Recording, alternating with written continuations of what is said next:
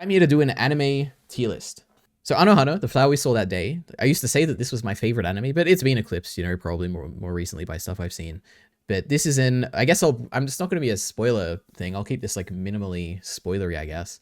The premise is you have like a group of kids who are like a strong friend group, and one of them dies when they're younger. And the story is kind of about like, how does the friend group cope with that death years later? And I don't know, it's like, it really got to me because I think every single episode I cried watching this. I don't know why it's so like, I guess the feeling it gives me is like what could have been. Like what if this tragedy never happened? Like how different would have these people's lives been? And that really gets to me like emotionally. So I love this. It's really good. I cried a lot. The ending song, I can't even like listen to it again because I know I'll just like cry watching it. And also like, not just the fact that I'd cry watching it, which is fine, or listening to it, which is fine, but also the fact that like the more I watch it, the more it would like take away from the emotion that I would feel watching it. And I'm like, I don't want to take away from that emotion. I had like a strong emotion watching the show and the ending. So most likely I will never rewatch the show basically, but true. Kill la Kill, which is an anime that I watched a few years ago, like in 2021, I think maybe. It's by Studio Trigger, I think. It's a bit over the top. It's got crazy acting. I watched the sub, I think, or maybe I watched the dub. I don't remember. I think it was the sub though. This has like, I like the animation in this. I like the kind of directing in this.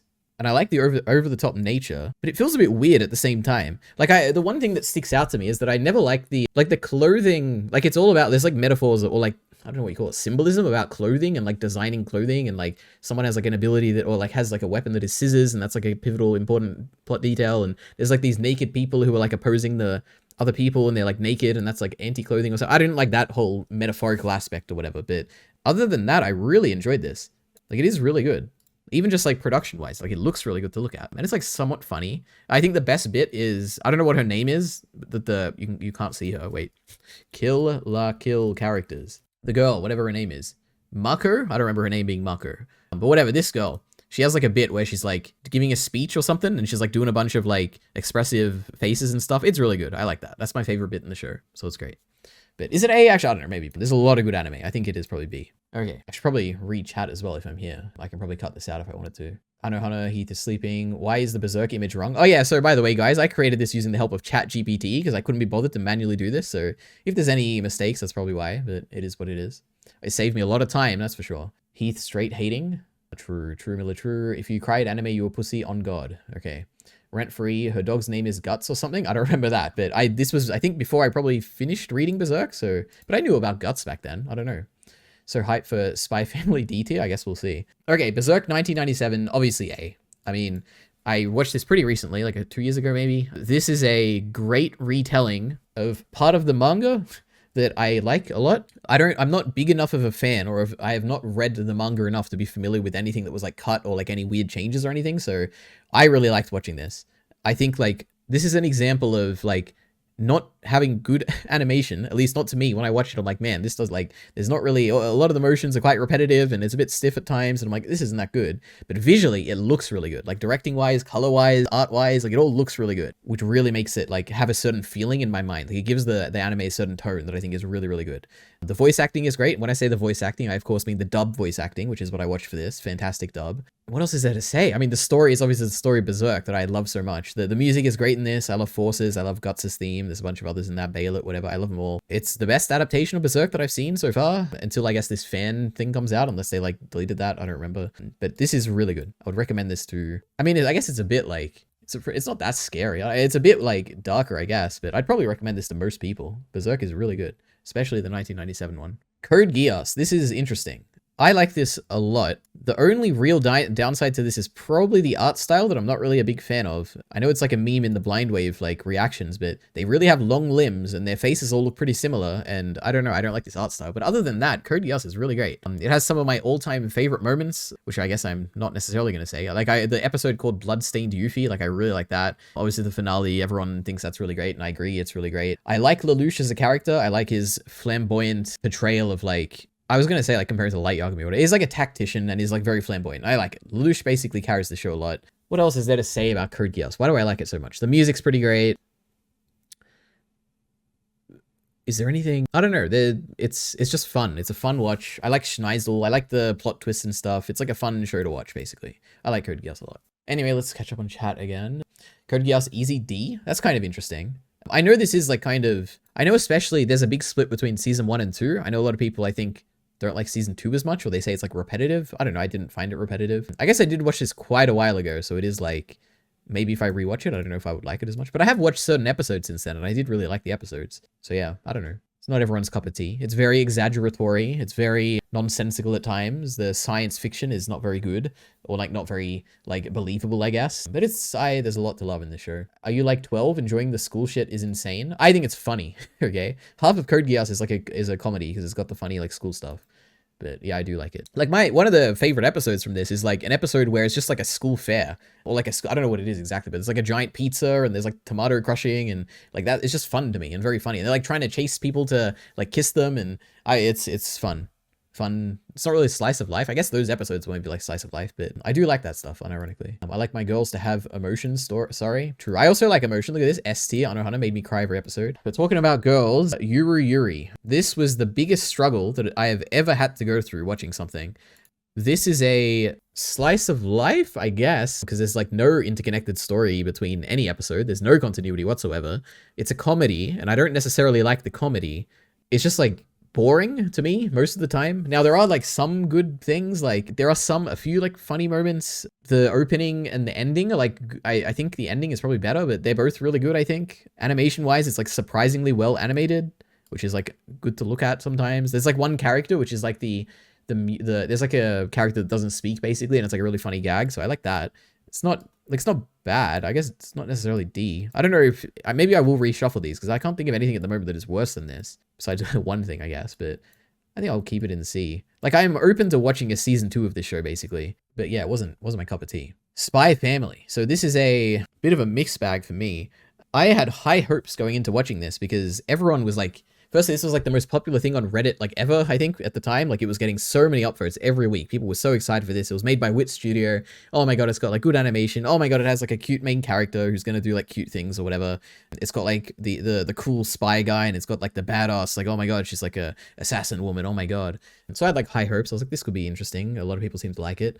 I found it pretty boring for the most part. My biggest criticism, I think, is that like or like maybe more than half, like a lot of the story, you're like following Anya, who's like the little girl. And I feel like it's weird because I feel like you're meant to, I don't even know what I'm meant to feel, but it's like, she has cute, like moments that are meant to be cute or whatever, like adorable, like, oh my god, a kid just did this, it's so cute. But like, we hear her internal monologue, which kind of makes her like feel like artificial and like not like a kid who's like not aware of like things. It's like weird. Anya's a weird character basically. And it like takes me out of enjoying the stuff. Cause it's like whenever she like does things that a kid would do, it's like, yeah, but it's like, we also hear her internal monologue and it's like older than the way that she's acting in a way, but it's like not really, but I don't know, it's weird. Anya's a weird disconnect. There is some stuff I like the one moment I like a lot, which is like easily a 10 out of 10 moment, is when she is acting like a kid, which is, it's like a minor spoiler, I guess, but her like pet kind of destroys her stuffed toy and she gets like really sad about it and like starts hating the pet and everything. That was like a little story where I'm like, man, this is really good. I wish they had more like moments like this where Anya was like believably like getting like, I don't know, like acting like a kid and being cute and stuff. That was like a really good moment. But other than that, like the spy stuff is like pretty good. There's like some moments there which are fun. There's like a tennis match at one point, and that tennis match is fantastic. I like those episodes. But those episodes are kind of like nothing like the rest of the show. So it's like, okay, so I like the part of the show that isn't really the show. Animation's good-ish. I guess there's nothing that really stands out, but it's like every now and then you'll have moments of like, oh yeah, that was like good. The best thing about Spy Family is definitely the second opening, which is like far better than anything in the rest of the show. I love I haven't done my like top 30 anime openings or whatever, but believe it or not, that's very high up there as like one of the best openings of all time. And the first ending is also really good. It's like a lo-fi kind of song. I really like it. But this is like a mix because I'm like, it's not terrible. It's like perfectly fine, but it's also kind of boring. So I guess I'll put it with the Yuru Yuri and like C tier. Like it has its few moments and a few redeeming qualities. Anyway, C2 watching the giant pizza fall in the tree has more emotion than all of One Piece.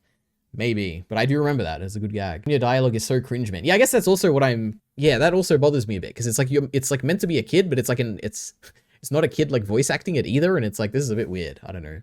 Which is like infinitely worse than the dub as well, which I watched like reactions to Blind Wave reactions, which they watched the dub, and it was like even more cringe.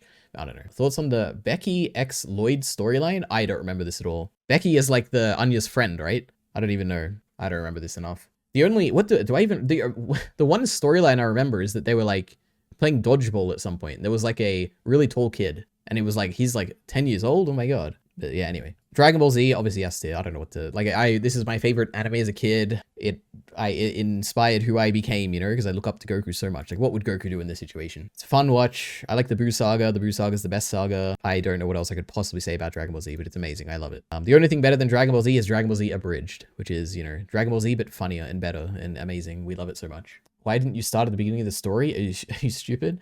Because Dragon Ball Z was on TV when I was a kid. And I had no choice. I didn't know that there was an original story, so I started here.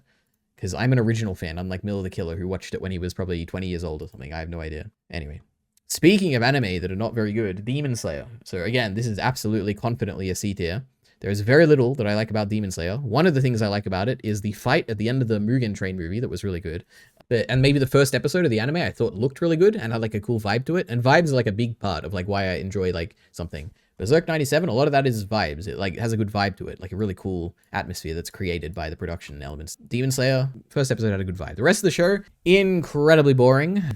I talked about this a long time ago in a scripted video I made when I was reviewing every anime I've seen basically, and I think I got up to Demon Slayer somehow. But it's like Tanjiro is just incredibly boring. The story is very repetitive. But in like, I know other stories are also repetitive, but this one for some reason bothers me in its repetitive nature. Like what is it? Like there'll be like some confrontation, they'll fight, he'll like see the backstory of the demon and be like, oh, I'm so sorry or whatever. And then he'll like kill it and then he'll move on. There'll be like another one. And I'm like, okay, we're doing the same thing again and again and again. It's like boring and I don't find it interesting. The story, is there any like, I guess I've read the manga technically, and the final arc of the manga I like a lot.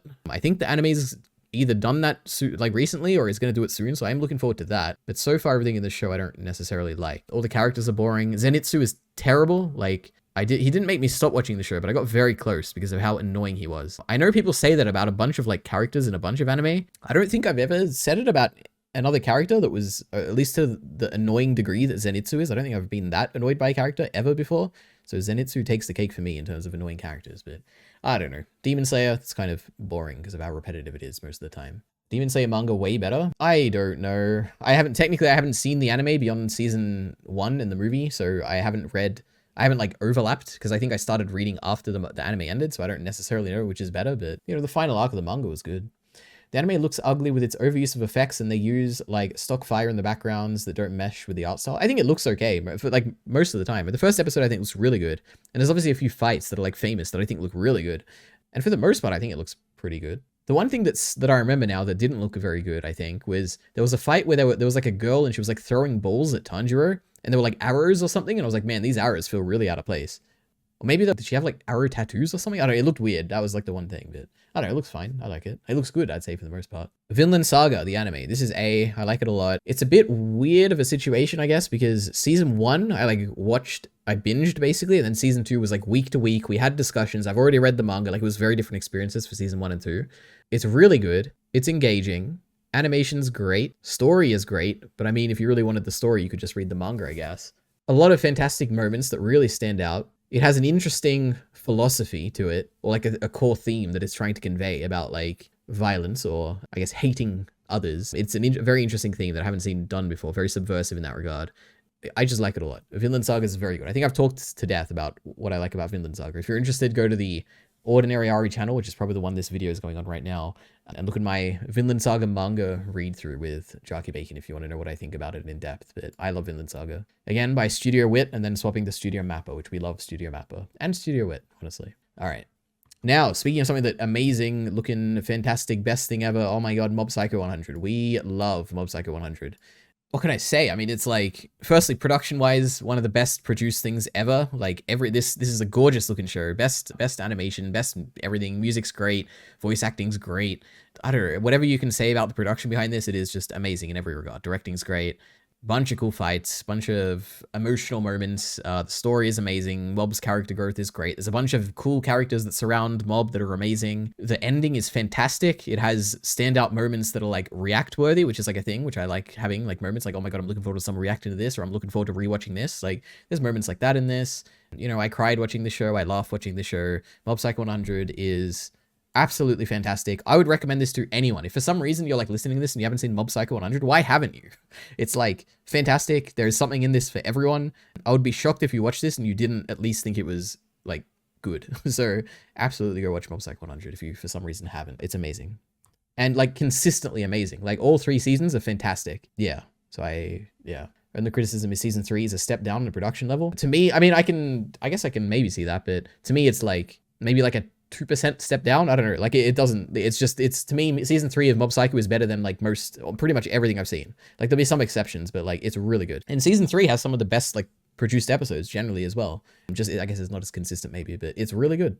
Anyway, we have JoJo's Bizarre Adventure, which I have seen parts 1 through 5. I haven't finished part 6 yet. I've seen like part 1 of part 6, but the damn Netflix part release schedule, it messed me up.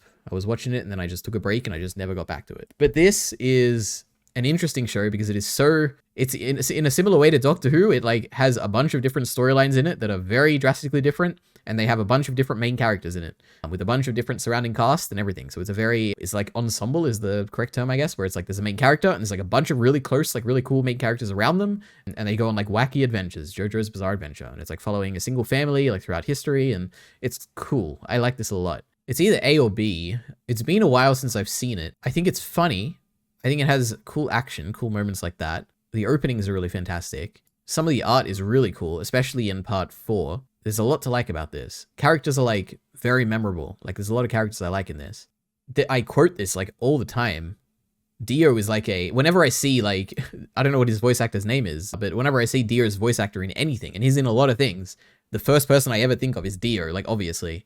Like I don't think of Zeke, I don't think of Toji, I don't think of like Roswell or literally anyone else, I think of Dio. So it is memorable in that regard. It has formed some of my opinions when I see other things. But I think it's probably deserving of A. There's a lot to like. In terms of ranking the parts, I don't know. What like 4 is great, 3, then 5, and then 2 and 1. I don't know. They're all pretty great though. But 4 is probably the best. I don't know. Maybe 5 was also really good. Who knows? 3 was great. What am I saying at this point? Imagine if all of the JoJo anime had the visual soul of part 4. I kind of like that they all look different though. I mean, they don't all look different, I guess. Like part 1 and 2. I think part 1 probably looks a bit different. 2 and 3 feel pretty similar to me. 4 looks very different. 5 looks very different as well. I kind of like the part 5 style as well. But yeah, so part 4 did look probably the best. Part 3 actually, part 6 also, what I've seen looks really cool as well. I like the style of that. Part 3 should have been 50 episodes. Or should not have been 50 episodes. I don't know. It felt like an adventure. When I got to the end, I was like, man, this has spanned a long time. This is great. I like how it also spanned 2 seasons on Crunchyroll at the time. So I was like, oh my God, I'm like at the end of part whatever. And it was like, nope, there's a whole other season with these people. I was like, hell yeah, we love that. Anyway, Dragon Ball Super. So this, is a sequel to Dragon Ball in a way. It's a prequel to Dragon Ball GT, I guess, which is probably also on this list. There's a lot to hate about this, okay? It has very bad production. Like, it looks very bad in my eyes, for the most part. The Tournament of Power looked pretty good. It is kind of, like, I don't know if the word, like, it's not generic. It's like kind of boring in a way, but, like, not boring as in, like, I don't like watching it. Like, it's not like it's boring to watch, but it's, like, all the story decisions kind of feel like, oh, okay, we're just, like, doing the same thing we've done before, which feels like, oh, I don't know, maybe that's not even fair, because when I'm thinking about it, there's like a few arcs in this story. There's stuff that the movies have covered in the beginning, which I barely even count as like Dragon Ball Super, because it's like, I could just watch the movies, and I did just watch the movies. Then there's like the Trunks arc, which is like pretty unique, like I do like that. Then there's like a bunch of stuff like preparing for the Tournament of Power, and then there's the Tournament of Power, so it's like, there's not really that much going on, I suppose. And the Tournament of Power I do generally like, but it is like, they took the most, like, it is quite a boring story decision to do it that way. Like I don't know, what am I even saying at this point? I think Dragon Ball Super is probably made or broken by the Tournament of Power. It is a large part of the show. It is the most memorable part. It is the best part. It introduces like an insane amount of characters, like probably more than like any other thing I've watched. It just introduces like, I wouldn't be surprised if there's like 8, no, not 8, that's really, like 50 characters like that are introduced in the Tournament of Power that you like actually aware of like who they are, and you like follow their stories and stuff. Like it's kind of ambitious in that regard. And the fights are like, some of them are really cool. A lot of them are really boring.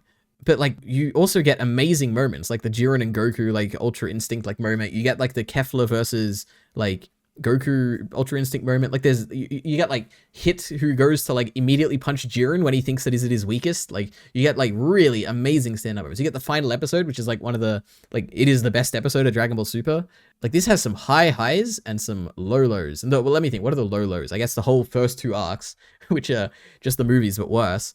It has like, like, I guess all the stuff between the Trunks arc, which I also think is like pretty fun to watch most of the time, and then the Tournament of Power, all that kind of stuff is like quite boring, I guess. I don't know.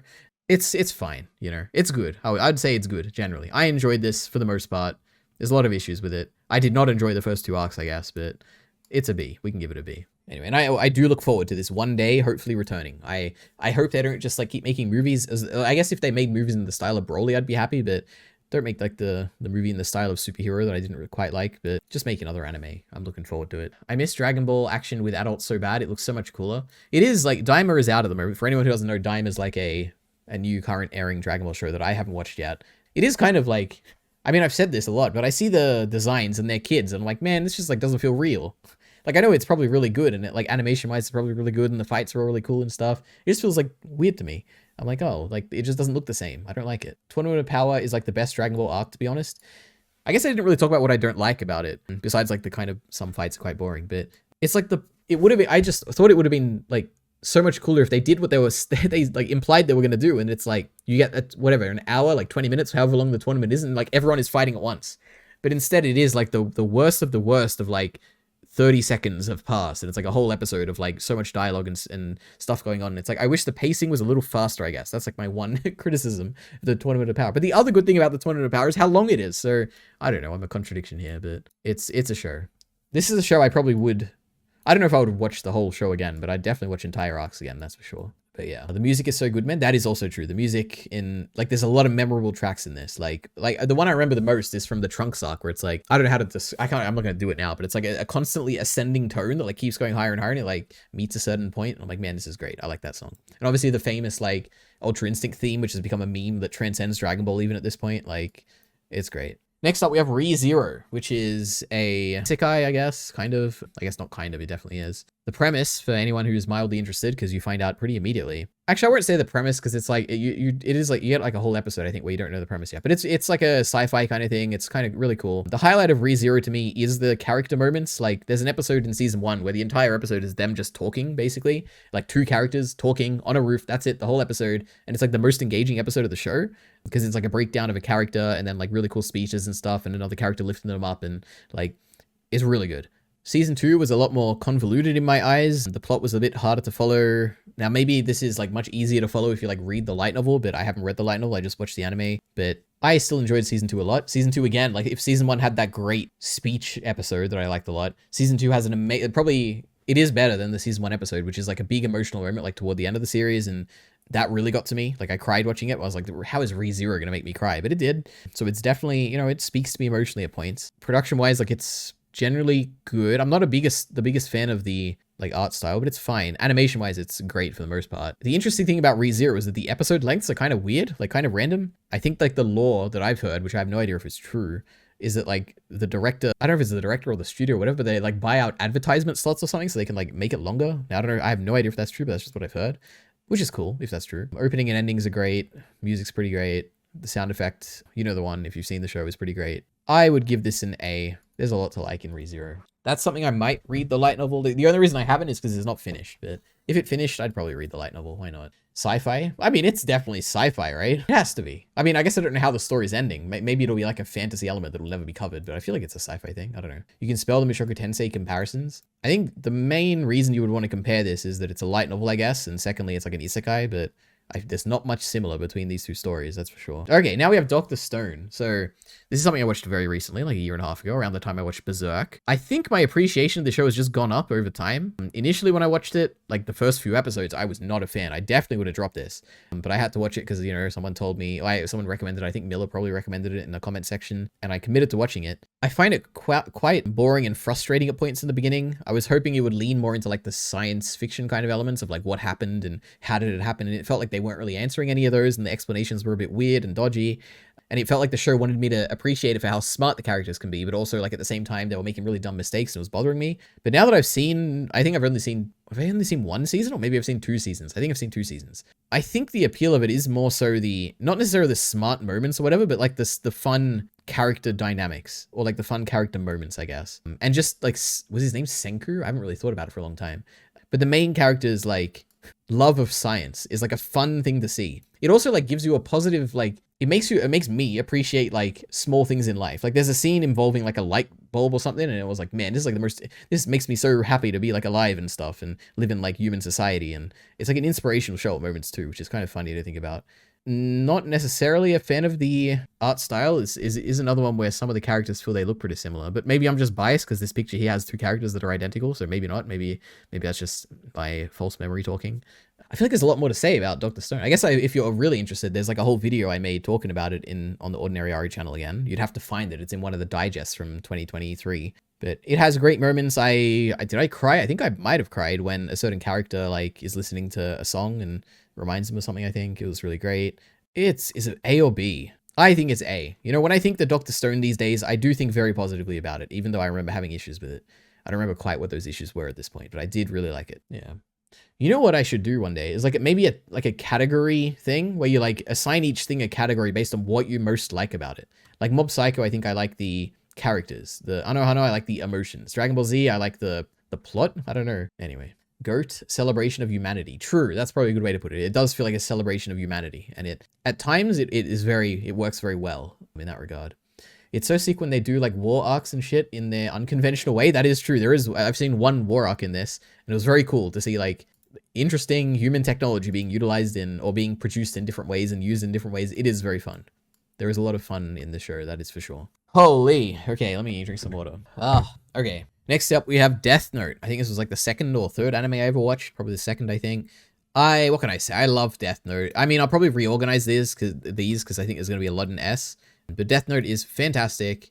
The vibes are good, as in like it has a consistent atmosphere of like feeling really uneasy and kind of like Death Note has a dark color scheme and it has very religious or like demonic kind of like music to it at like a lot of the time, and that creates a very memorable vibe in my mind that I like a lot of Death Note. Now beyond the vibe, which I think is probably the thing I like the most about it, the characters are probably what I enjoy second. I really like Light. He's really interesting in that he's like not interesting as in like, oh, it's a nuanced character, like, oh my gosh, like what an interesting guy to follow, but like I like the way he thinks. Like it's an engaging like thought process to follow, I guess, sometimes, and it's like fun to see him kind of succeed at points.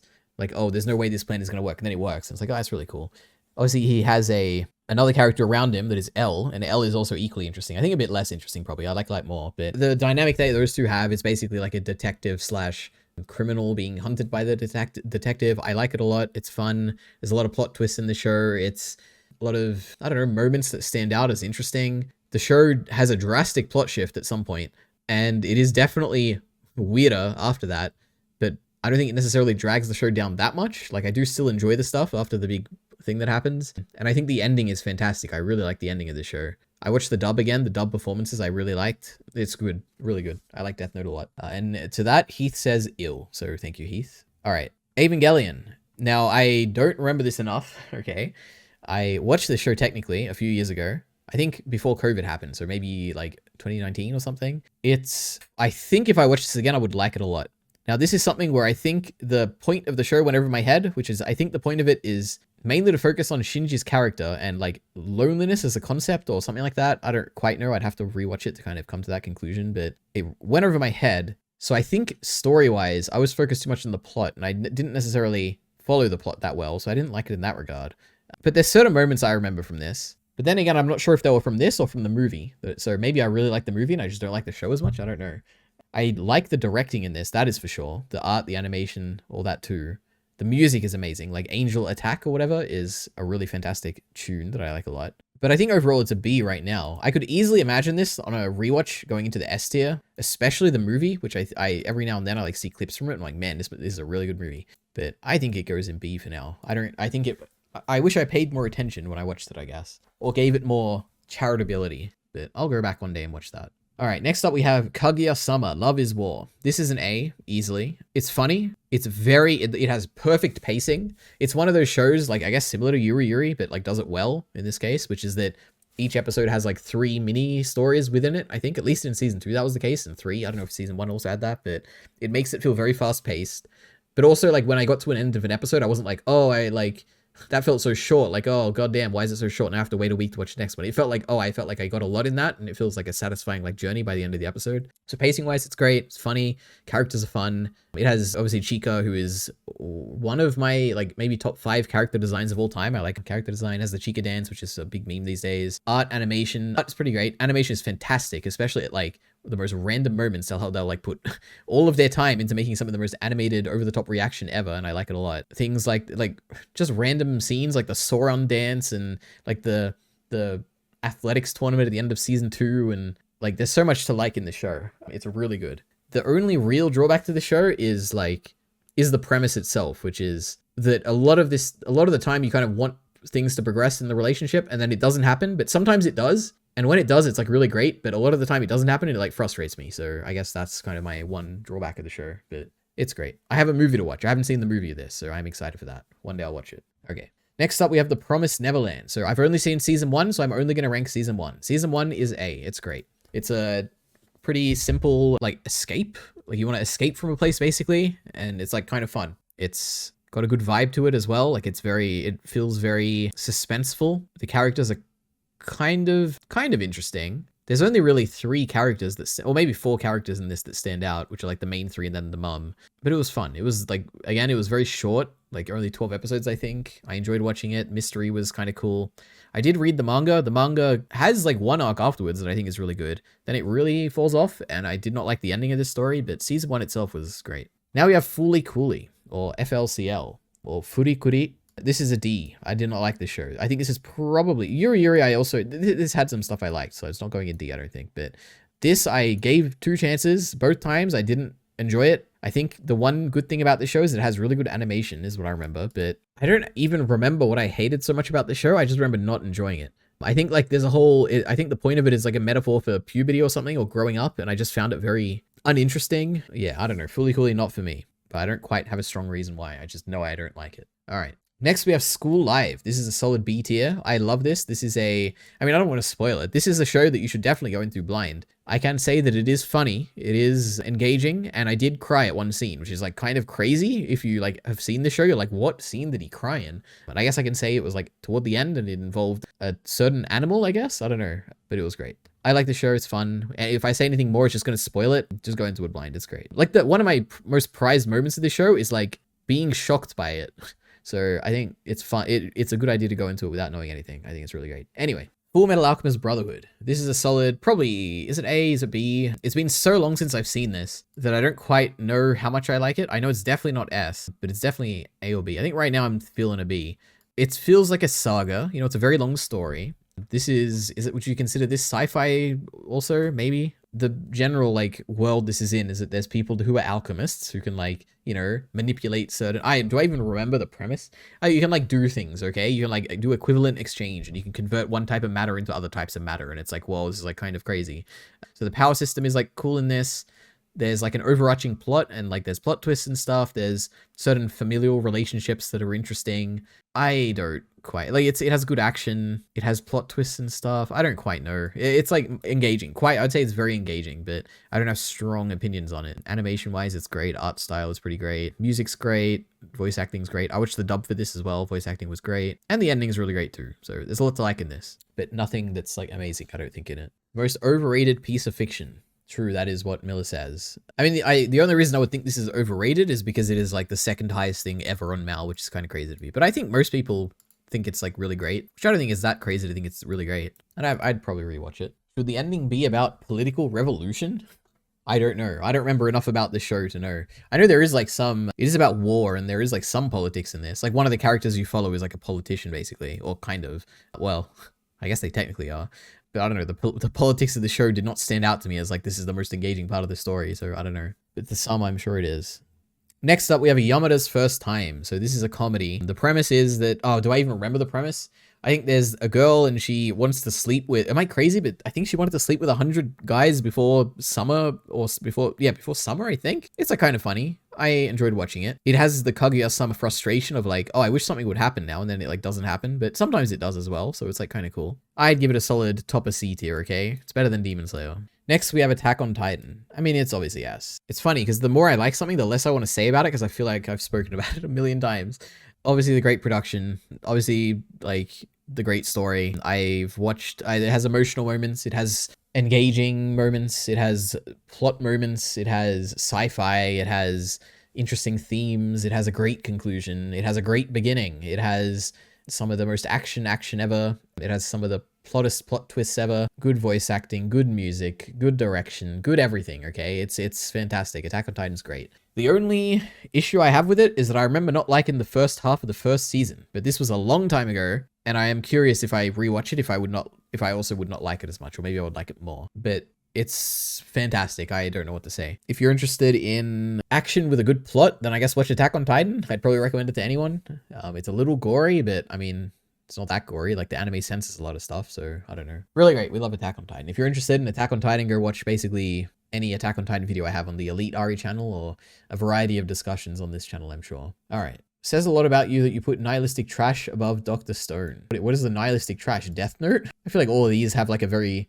like positive message to them. I don't know. Keijo is next up. Another comedy. Who knew I'd seen so many comedies? But this is probably the best of the comedies. I would easily give Keijo an A tier. The premise of this is that you have, it's basically a sports anime, but like a comedy sports anime, where the absurdist element is that these women are very intensely committed to a professional sport that they want to do professionally. So they go to a school for that sport and they're training for the sport the whole time. And at the end, there's like a tournament. It's like a fun tournament, and tournament arcs are always great in anything basically. So it was great.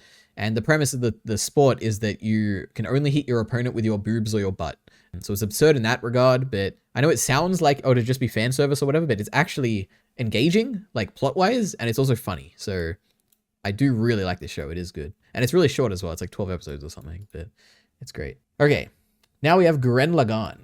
I don't know if this is an A or an S. I think I'll probably keep it at A to be safe. Gurren Lagann is a coming-of-age story. It spans a long period of someone's life. It has two drastic parts to it that are like drastically different in terms of the story and the characters and everything.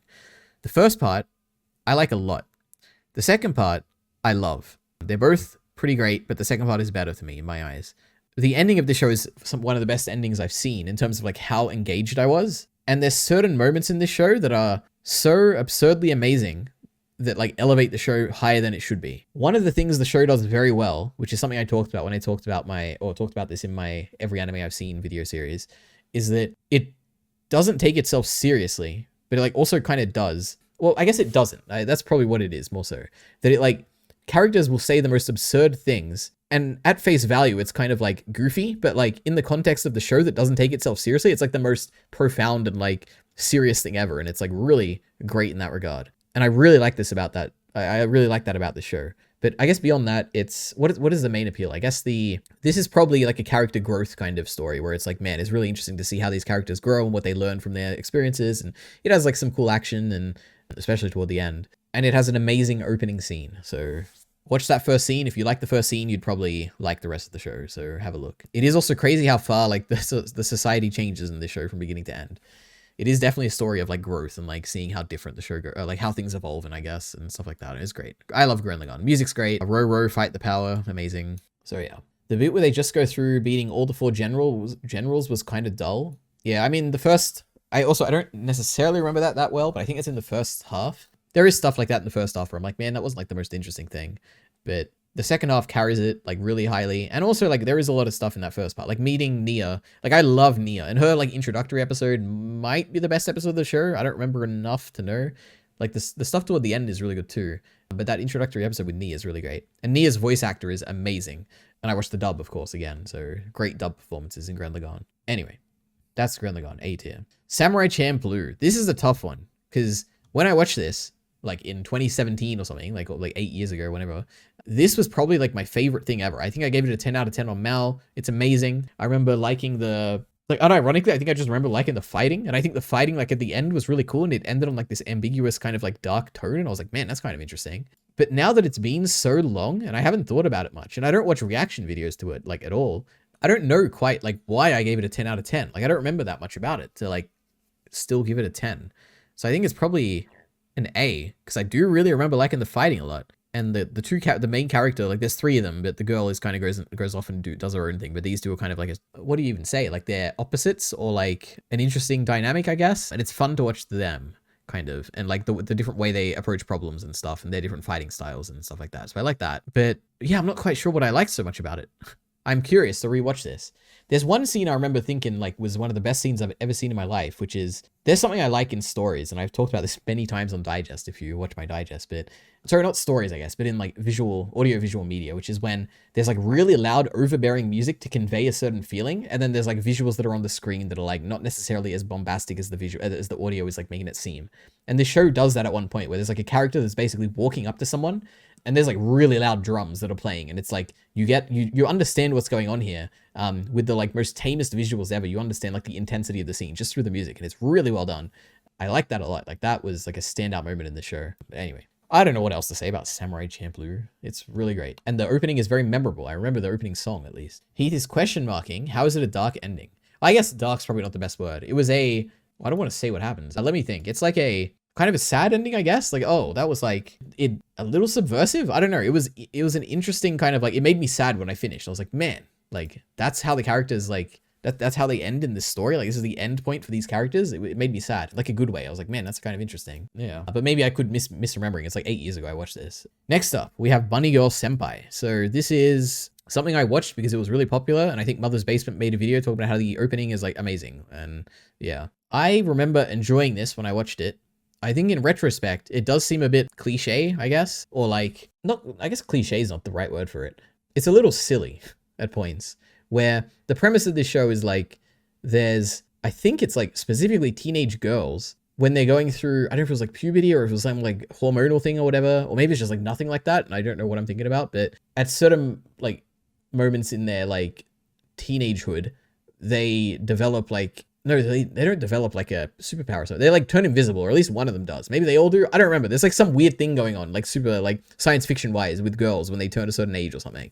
And the main character has to like resolve their issues so that they can like undo what's happening to them or something like that. I think that's the general premise. Now I could be completely wrong because I did also watch this a long time ago. The appeal of this show was, from memory, just small things the main character would do. They were like wholesome moments, or like, oh, like that's so cute, he did that. Things like that would stand out as like, oh, that was like, I like the show for that. But I don't remember much else on why I liked it. And it is like, when I was saying it's goofy, it's like, it's got weird, like, I wish I remembered. I don't remember enough to explain it. I just know that it's goofy, okay? Keep that in mind. I don't remember enough about the plot details to explain it, but it's a bit goofy. But it is what it is. But I do remember liking it. B tier. One Punch Man. A, okay? It would be an S, but I didn't like the production value of season 2 at all. This is a fun, subversive story. You have a superhero that can beat anyone in one punch. It's very funny. It's got great animation in season 1 and some good animation in season 2. That's like, it's got good fights. That's pretty much all I can say. Like, amazing production for the first season. Great fights, good music, good characters, blah, blah, blah, blah, blah. It's funny. One Punch Man's great. Next up, we have Steins Gate Zero. You know what? Let's just do Steins Gate first. Where is it? Steins Gate and Steins Gate Zero. So, this is a time travel show, both of these. Steins Gate is good. I like it a lot. I'll probably give it an A tier. The appeal of Steins Gate is definitely the characters and the character moments, and especially the main character, Okabe Rintaro. He is very earnest in who he is. And I'm not going to say who he is because it's a kind of a spoiler, I guess, but it's great. I like him a lot. One of my favorite characters in anything I've seen. So I really like Steins Gate because of Okabe a lot. It also does have like fun science fiction time travel elements that I like. But the main appeal is definitely the characters. Is there more to say beyond that? Production is perfectly fine. It has cool time travel moments. It has one episode or one like moment toward the end of the season that really, really gets to me emotionally. And it's like one of the best like emotional scenes I've seen in anything. One of the best like voice acting performances, if not the best that I've ever seen. Like in the way that it's able to convey something really subtly. Or at least it feels subtle to me. Maybe it's not actually subtle, but yeah, Okabe's voice actor is amazing. I watched the sub in this one. I'm pretty sure he has the same voice actor as the sub Light from Death Note, I think, but I haven't seen the sub version of Death Note, so I'm not sure. But he is an amazing voice actor. Yeah, I love Steins Gate a lot. Now, Steins Gate Zero I like more. Now, in fairness also, I have seen both of these twice. So it is like, it's not like I just watched Steins Gate Zero once and gave it like an S tier or whatever. I've seen it twice, so it actually does hold up. I think I watched it like 2 years ago. No, maybe more. In 2021 or 2022, I think I rewatched this. This is far more emotional than Steins Gate for me. The appeal of Steins Gate is the characters, I guess, and the moments like that. The appeal of Steins Gate 2 is definitely the emotions, I think, behind it. It's kind of hard to talk about it without spoiling something, I guess, but the desperation that is kind of, there's two things. There's like depression and there's desperation. And those things are captured very well in Steins Gate Zero, sorry. I don't really have much to say beyond that. It's an emotional story, made me cry a few times, made me cry both tears of sadness and tears of joy, which is kind of a rare thing at times for shows to do. I really, really like it. Steins Gate Zero is great, but it is a sequel to Steins Gate, so I guess watch Steins Gate, then watch Steins Gate Zero if you're interested. But yeah, how can you claim to like directing at all and put Zero above? I actually don't remember the directing of either of these, but I mean, I like shows for different reasons. Like, I don't think I have a single thought about Dragon Ball Z's directing or Anohana's directing at all, okay?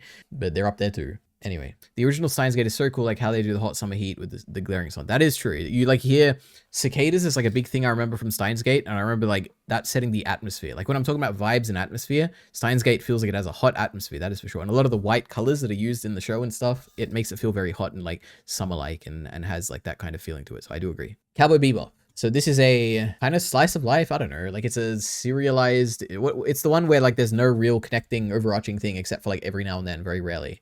You're following a group of people in a sci-fi series as they do things, and they're bounty hunters and they're doing stuff. Characters are fun, has some emotional moments. The premise is kind of cool. I like the sci-fi elements. I like visiting different planets and different like little stories and stuff. Obviously directing wise, style wise, it's all beautiful. It has that old like, what do you call it? The cell shading, like it looks cell animation. Like it looks really good. Like it looks like a 90s anime, which I think it is. I'm trying to think, what do I actually, cause I do like this a lot. I think it's probably a B. I really don't like the episodic nature. Like it's like a mix where I'm like, I do like the fact that you get so many cool little stories, and some of the little stories are really cool. Like the one with the Pierre LeFou, I think was his name. I like that a lot. Is that the only one that stands out that I'm like, man, that was really good. I like the one with the, I don't even know what I like. I can't even think of specific ones I like, but there are some that I like. But generally, yeah, I guess I wish it had more of an overarching plot. And it wasn't just like every now and then it like shows up the plot. But again, I think this was like the third anime I ever watched. So maybe I was just more plot focused back then. Maybe today I would appreciate this a lot more. Who knows? Kyle Entertainment has a video about that. But yeah, Cowboy Bebop. It's solid B. What would ever compel someone to make an episodic story besides laziness? That is so true. Oh my goodness. Wait, which one is episodic? Is that the one where each episode is separate? Because true, why would you ever do that? Except for Doctor Who, which does it well, okay? We love it in Doctor Who. Okay, next up we have Gunbuster. Easy S. This is great science fiction. Looks beautiful. Directing beautiful. The Noriko's fantastic. Her two friends, young and I don't remember what the blue head girl is. She's also pretty good, but great characters. Coach is really funny. Just the fact that he exists at all. Love, I said this already, but I love the sci-fi stuff. I love the like, just the way the show looks, especially the final like episode looks really good. It's emotional of a story. Like I feel the emotions. It's fantastic. Gunbuster is amazing. I love Gunbuster. 5 out of 5, easy, S tier. I remember enjoying Erased a lot. I would definitely give it an A tier. Erased is a mystery kind of show, but I think the absolute appeal of Erased is obviously the character dynamics, or not the character dynamics, the watching a character kind of like interact with other characters. I guess character interactions maybe. I don't know, it's good. Characters. Okay, we love Erased for the characters, but there is like some element of mystery to it too, and maybe science fiction. I guess yeah, actually definitely science fiction now that I think about it. I cried watching this. I think generally if I cry watching something, it's probably pretty great. A tier. We love Erased. Next up we have Black Lagoon. So this is a bit of a mixed bag. I remember thinking season 1 and 2 were pretty good. Season 3, which is like a series of OVAs, is amazing. I think I would give it a solid B. One thing I definitely don't like about the show is the action. A lot of the action is like, we're going to shoot guns here and they're all going to miss, and they're going to shoot guns there and they're all going to miss. And the fight scenes are so boring in the show, except for season 3, which has amazing hand-to-hand fight scenes that we love so much. Characters are definitely the highlight of this. I think at least 3 of the main characters in Rock, Revy, and Dutch are really memorable. Benny's like not really that memorable. He's not really in that much, I guess, but you know, he's okay too. I don't know what the, like, there's a lot. I like the characters. I like it certainly has a certain vibe to it. Like I've said for a bunch of different anime, it's a very memorable vibe. I know Roanapa like feels like a city that's lived in. Art and animation are fine, like probably good, I'd say. I like the character designs, I guess. I do really like Roberta's character design. I like Revy's character design too. Any others? I guess Dutch, I like his characters. There's a lot of ones. Balalaika, really good character designs in the show. Anyway, is there anything really more to say about Black Lagoon? I don't know. If you're interested, there's a 3-hour and 40-minute discussion, and then a 3-hour discussion, and then probably a many-hour discussion on Kyle Entertainment's second channel, Secondary NT, if you want to know what I really think about Black Lagoon. But yeah, it's a B. Okay. We love Black Lagoon, greatest anime of all time, Dagoat. True. I mean, it's not terrible, okay? It's B. Roberta's Blood Trail, that's an A right there. But anyway. Gamers. It's a comedy, I think. Slice of life comedy. They're a bunch of gamers. They're in a club, I think. And the only thing I remember for some reason is there was like a beach episode or like a swimming pool episode or something. I was like, why is this happening? And I guess it was like, I don't remember if there was fan service, but like that makes me feel like this must have been fan service, the show, and it probably just went over my head. Because I think this was one of the earliest animes I saw as well. Like I watched this after I watched My Hero Academia, like season 1. So a long time ago, like 2017 or something like that. Maybe 2016 actually. This is a long time ago I watched this. I watched it dubbed. I think that was a mistake. I don't think the dub was very good. I actually don't know if there's anything I like about this. I think there were like some funny moments. There's a really cool like edit on YouTube that is called like Gamers Noises that inspired me to make YouTube videos. So that's good, but it's not really the show that's doing that. It's like a YouTube video. I'd probably give it a D. Now I'm sure there's probably something good about this. I remember the opening being really cool, but who knows? Next up, we have Mushoku Tensei. So this is an anime. It's an isekai. I've read the light novel for this, but I watched the anime first. Only 2 seasons are out at the moment. Season 1 is production-wise phenomenal. Season 2, story-wise, is fantastic. Production-wise, not as good as season 1. Big step down. But obviously, I like this a lot. It's an A tier, obviously. I'm a big Mushoku Tensei fan. I made a million Mushoku Tensei videos. The appeal of this is probably the characters. I feel like the characters are the most, like... There's a lot of... Each character is quite... There's a lot to it, which I find interesting. And maybe that's the byproduct of it being a light novel. I don't know. The characters are the appeal of Mushoku Tensei for me. As well as the animation, I guess, in season 1 specifically. But I do like Mushoku Tensei a lot. I mean, I imagine people will probably think I'd put it in S tier, but I don't like it that much, okay? The light novels are probably S tier. The anime, not quite so, I would say. But I like it a lot. Mushoku Tensei is great. Okay. Chainsaw Man, the anime. This is one which is currently an A tier, but it could be pushed up to S on a rewatch. So, holy, how do I describe this? Chainsaw Man is a man who can activate chainsaw abilities. It's a action comedy. The anime is incredibly well directed. Has a very realistic directing style, insanely detailed art and animation, very down-to-earth feeling story, and very relatable of a story. Like it feels, I don't even know if I can relate to it, but it kind of feels like real. That's like the Chainsaw Man anime, the appeal of it is how real it felt. Now, I don't know if that's like a byproduct of, oh man, it looks so real because the animation's so detailed, or if it is like a story thing more so, but the appeal of that is how real it feels. There's emotions, there's action, there's interesting characters, there's funny moments. Chainsaw Man season 1 was really good. Carried by the directing, I think, as well. The directing was amazing in this. I am very curious to rewatch this, because I have read the manga now, and I think I understand Chainsaw Man a lot better than I did when I watched this, because I knew nothing about this going into it. I am curious if it would be elevated to S tier. It's very possible it would be. Oh, did I mention the music as well? Fantastic music. This show, the music creates a certain vibe for this as well, which is pretty cool. Like End of Childhood is one of my favorite, like I don't know if I did this on, no, I didn't do it on the stream, but I did like a soundtrack thing for my favorite like anime, and there was so many from Chainsaw Man that are just amazing. It's a good soundtrack there. Anyway, next up we have Dragon Ball. So I don't think I've necessarily seen every episode in this, because this is another one I watched when I was a kid. I've seen the majority of it. This is like very different from Dragon Ball Z. It's technically the same characters, but they're younger. And it's a very different show, much more, there's still a lot of action, but it feels to me, in my memory, it's like it's not even slice of life, but it's like adventure, I guess, maybe more so than like action. I don't even know how to, like, if you've seen Dragon Ball, the tone of Dragon Ball, I like a lot. I don't know what quite to say. It's very different from Dragon Ball Z. There's really no point in comparing them, but I like Dragon Ball Z more, basically. And this is really good too. I really like Dragon Ball. It's great. But I don't quite know how to explain that. Like the fighting's good, the adventure stuff is good, the animation's good, the art's good, there's funny moments, blah, blah, blah, blah, blah. You've heard it a million times for all of these, but I like Dragon Ball a lot. Okay. Next up, we have Haikyuu. So this is a sports anime, probably the prototypical go-to sports anime that people talk about these days. Volleyball. I don't like sports that much, but I like sport anime a lot, at least, because I like Keijo a lot, and I absolutely love Haikyuu a lot. Haikyuu is I've seen 3 seasons, I think. And season 3 was the best. The whole season was basically just one tournament, like one team versus another team. Sorry, not like a whole tournament. I don't think. I think it was just like one fight, the whole thing, and it was amazing.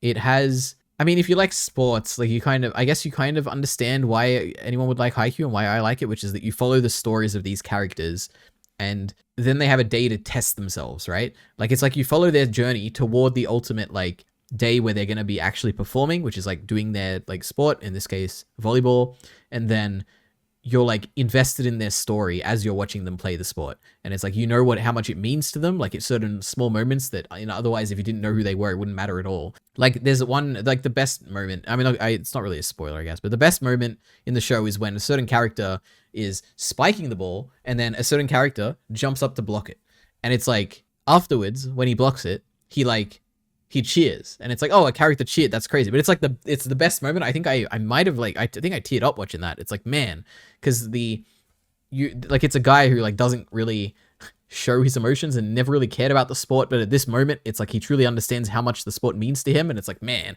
I'm like crying. There's emotional stuff here. So there's a bunch of cool moments in Haikyuu, but that is the appeal of it. I like it a lot. Haikyuu is amazing. So yeah. Next up, Konosuba. I liked this a lot more initially. Over time, I've soured to it.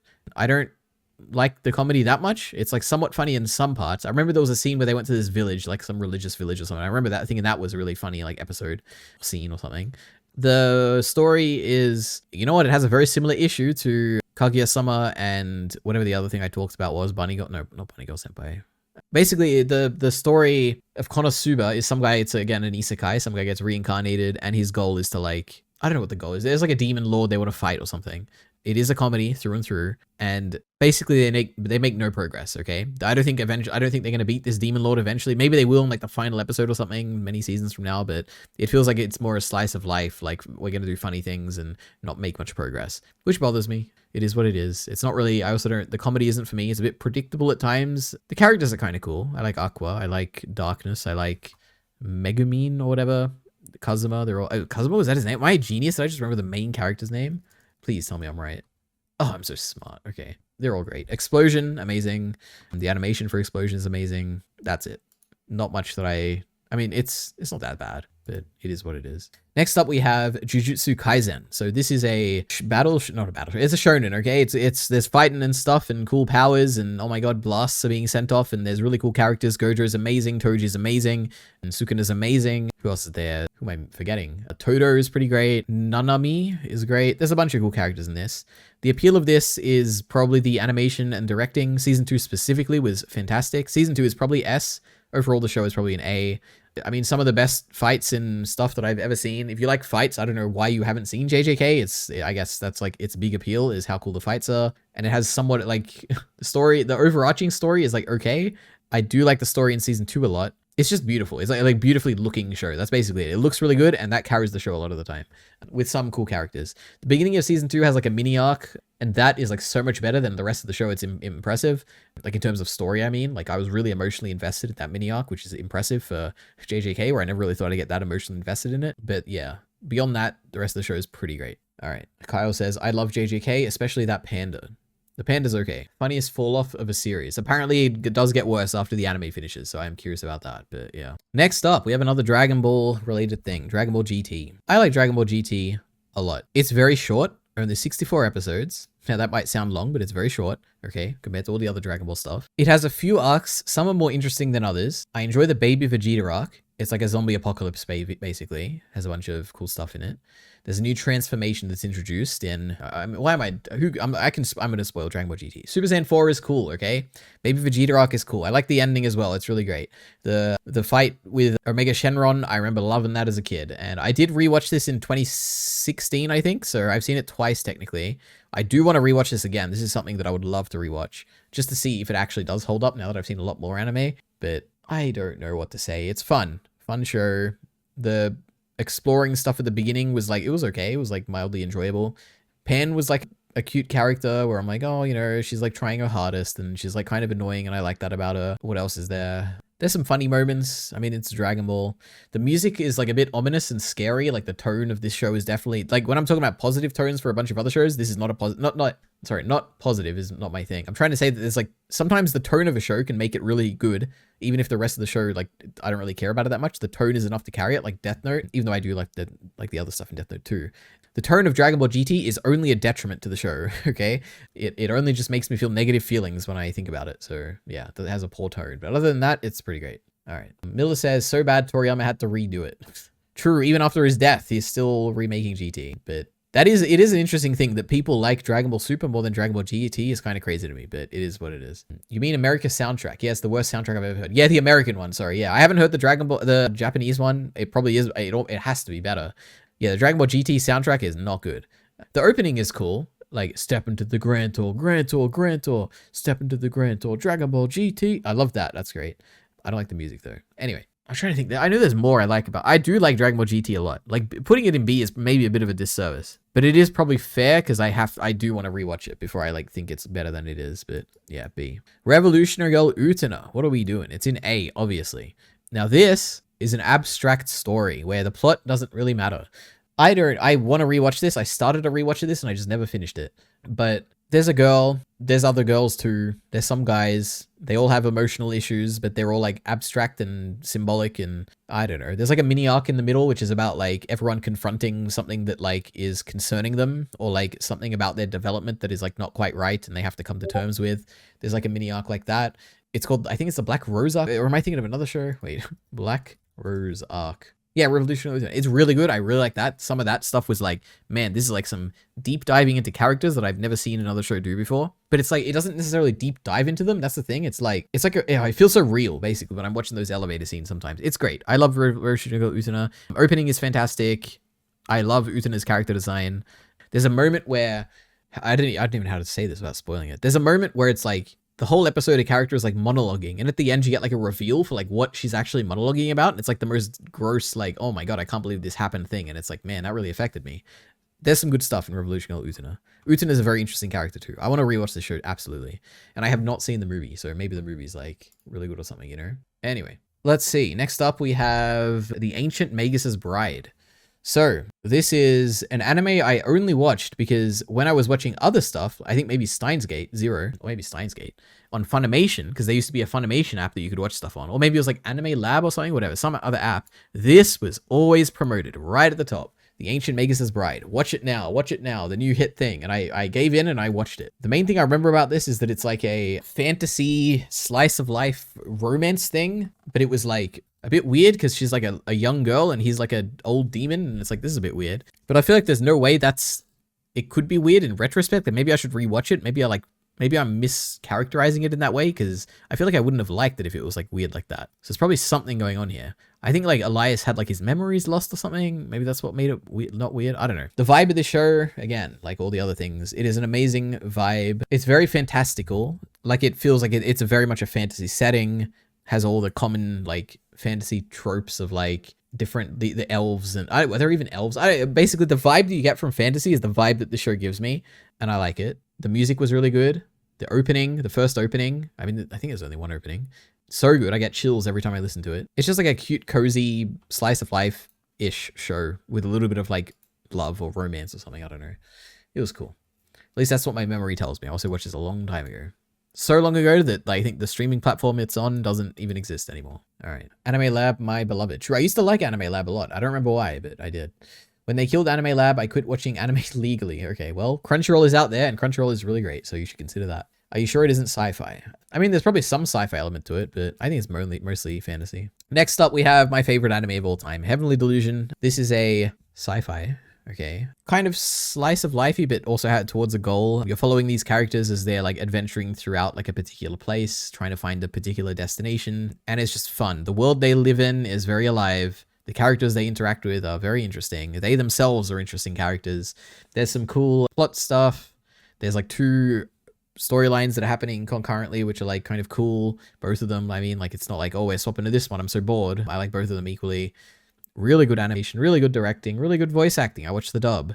This is my favorite anime. It's emotionally evocative at points. It has interesting themes. Beautiful. It looks beautiful. There's like, I love this. I watched it twice. I cried watching this the second time.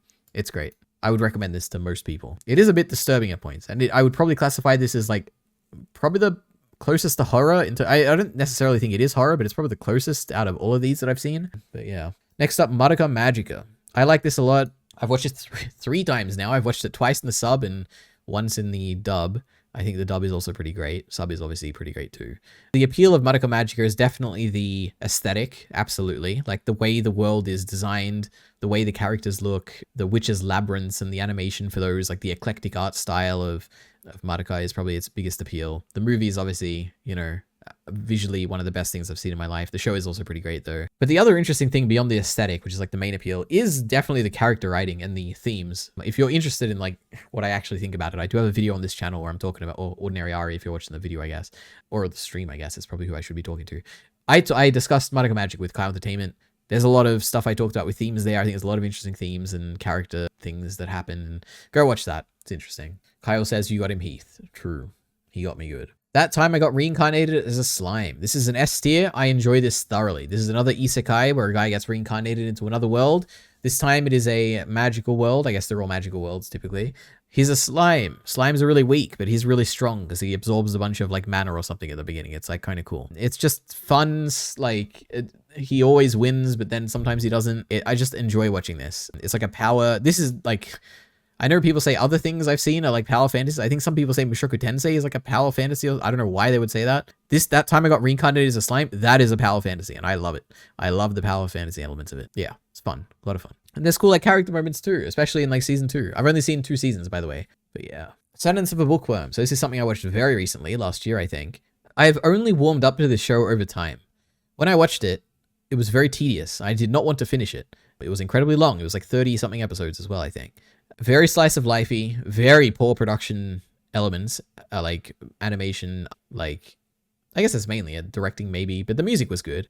Like toward the end of the season, it picked up quite a bit, I would say. Like, am I crazy? Did they like swap studios or something? Or I don't know, but I think I heard that somewhere. But the characters I do remember the characters a lot now that I've watched it and like it's a thing of the past. Like I do like Mine, I think was a name. I do like the priest guy. I do like Lutz or whatever, like the guy who was helping. I like Benno, like he was fun. Like the characters in this do stand out as like something that I do enjoy. There was the arc toward the end where they're like going to the other city. Like that was really fun. There's a lot of cute moments in this.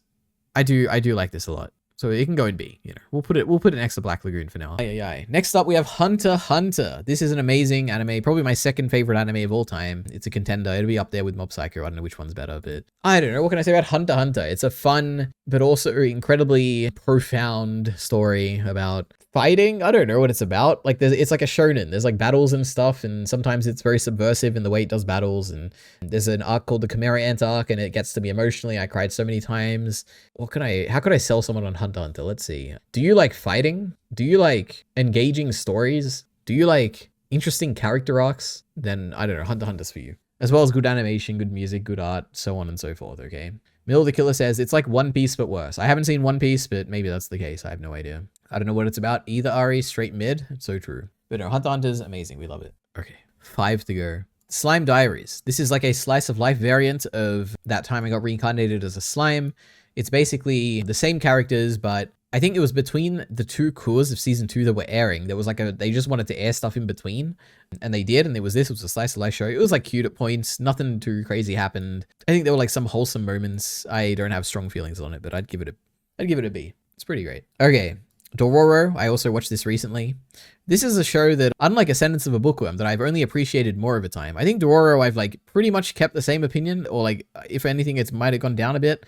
Felt a bit long, a bit rough sometimes in terms of like my engagement in the story. Is it worth describing the premise? I guess the premise is like, there's a kid and his parents like sacrifice his body to the demons, and now the kid is kind of living a life now that he doesn't have his body anymore. And he like, as he does things, like certain things happen to the pact with the demons, and chaos ensues. Okay, it's good. I like it. What do I like about it? There's like 2 characters. They have a cool dynamic. There's some like father-son relationships that I think are good, that I like a lot. There's a few fight scenes that are actually really cool. I guess there's just one that I'm thinking of that was really cool. But that's basically it.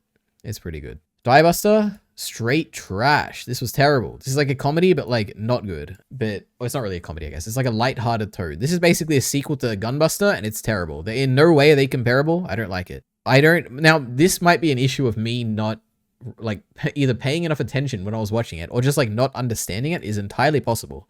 Because I had a discussion on this, which you can see on, I think, Kyle's second channel, Secondary NT.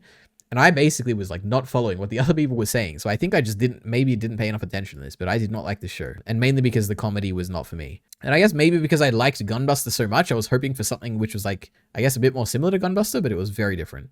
Also, visually, it does not look anywhere near. It's like only going to be hurt by comparing to Gunbuster, both visually, story-wise, everything-wise, basically. And on its own, I didn't enjoy it that much either. So yeah. Now we have Star Wars Visions. This is the most unique anime I've seen because it's a anthology series where you have a bunch of different Star Wars stories that are directed by different people from different anime studios that are commissioned by Disney, I guess, or Lucasfilm. And it's really good. Some of these are S, some of these stories are probably C, most of them are probably A. It's just fun. It's like you get to see someone new who was like never made Star Wars before. You get to see their interpretation of Star Wars, and it's really cool. Yeah, I mean, there's like some low points which are like not the most interesting episodes, but just like overall, this is like a solid, like this is one of the best things Disney has ever done in terms of Star Wars. Like it's fantastic. I like Star Wars Visions a lot. And finally, before we do a big reshuffling of, I can't put this back, but it's in D for now. After I'll do a big reshuffling of this, but My Hero Academia. This is A, obviously. I love My Hero Academia. It has three things going for it. Animation's good. Fights, fantastic. One of the best fight like things I've seen. And emotion. It absolutely has emotion. Maybe out of any anime on here, besides, I guess, Anohana, where I cried every episode, My Hero Academia, I probably cried the most watching, because it is so emotional. I just love it. It teaches you what it means to be a hero, or at least something like that early on. I don't know. It's engaging. The fights are good. Animation's good. So many characters, so many interesting characters, so many fun characters. All Might is like all time one of my favorite characters. What can I say? It's just thoroughly engaging from beginning to end. But according to Miller the Killer, ugliest anime ever made, worst backgrounds in anime. Well, and I completely disagree with him. I think it looks good. I don't know about the backgrounds. I think the backgrounds are fine. They didn't really stand out, but they're not terrible. The characters are great. A lot of great character designs too, but I guess that's more of a product of the manga than the anime, but we love it. Okay. Now, let's quickly see if there's anything we want. I guess the most important things to shuffle are probably S, and then see if there's any I want to move down or up or whatever, but let's see. I think these are solid in this order. Heavenly Delusion, Hunter Hunter, Mob Psycho. They're probably, that 3 order is pretty great. Anohana, probably also there. Steins Gate 0 afterwards. There we can have Gunbuster, I think. Slime, Death Note, Attack on Titan, Dragon Ball Z. I think these are solid S tier, like fantastic. I really like these a lot. In this order specifically, okay? And I don't want to move it. Nothing else has to move up. The only thing I would consider is like on a rewatch, maybe some of these would move up. I don't know. But for now, that's that. A, I don't want to order, but let's see if there's anything I want to move down. I'm feeling all these. These are all pretty great. No, you know what? I think I might keep all of these up here. There's not a single one there that I'd want to move down. B tier. This I would consider moving up, but probably not. I'd want to rewatch that. That's fine. I guess the question is anything I want to move down here. Like, is it bad enough that it shouldn't be in B? I guess Slime Diaries, it wasn't B worthy. I'd give it a C. It was enjoyable. Nothing special. Like, I'd give it a C. And I want to give Bunny Girl Senpai a C, but I remember liking it a lot. And I'm sure I had a good reason for that. So I'm going to keep it in B. Dororo can be in B as well. Okay, we're good. And then Yamada's first time. Demon Slayer. Slime Diaries. Konosuba. Spy Family. Yuru Yuri. That's okay. Now, in terms of these, it probably does go Fully Cool is the worst, then Diebuster, then Gamers. But yeah. But for now, I guess I'll read the chat. But for now, can I like zoom out and show the full thing? Here's the list. Maybe I'll tweet it out or something. How do I move my camera away? Where's my... There you go. Where am I? There I am.